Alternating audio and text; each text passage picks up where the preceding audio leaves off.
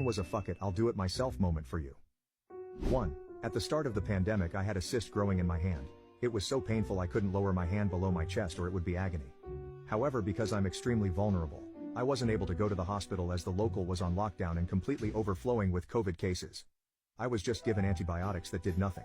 So one night I'd finally had enough. I'd already had 6 removed in the last year, so knew what the deal was. I woke up at 2 a.m. in unspeakable amount of pain, said fuck it, and dug the thing out myself with some sterilized tweezers, a surgical knife and a shitload of kitchen towels to mop up the blood. Did it while watching WrestleMania cause it was the only thing on at 2 a.m. The next day I called my doctor because I now had a perfectly circular hole in my hand, but it wasn't deep enough for stitches. Just advised I patch myself up with some plasters, and he sent some more specific antibiotics to my house. He mentioned the cut looked pretty well done and the cyst was entirely removed, so I thought that was pretty cool. 3 out of 10, just for being able to say I operated on myself and didn't cause any further complications. 2. Literally any group project I have ever done in school. 3. I bought a house recently and the previous owners didn't leave the mailbox key. I had a million other things to do, so I figured I'd call a locksmith and let them deal with it. After getting messed with by 3 different guys who refused to even give me a ballpark on cost, I said fuck it and drilled into the lock myself and replaced it.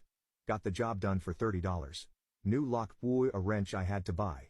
Instead of probably $200. 4.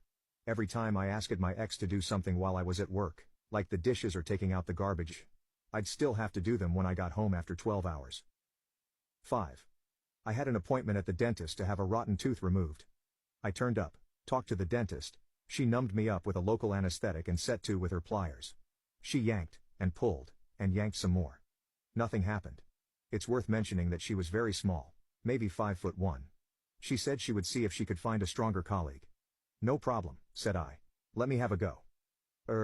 Okay. So she put the pliers back on my tooth and I mumbled and drooled. Are you absolutely sure it's the right one? Yes, she said. So I carefully took hold of the pliers as she released her grip on them. She had another peek in my mouth to ensure they were gripping the correct tooth and nodded. I pulled like hell and my tooth came out. She even gave me a 10% discount off my bill.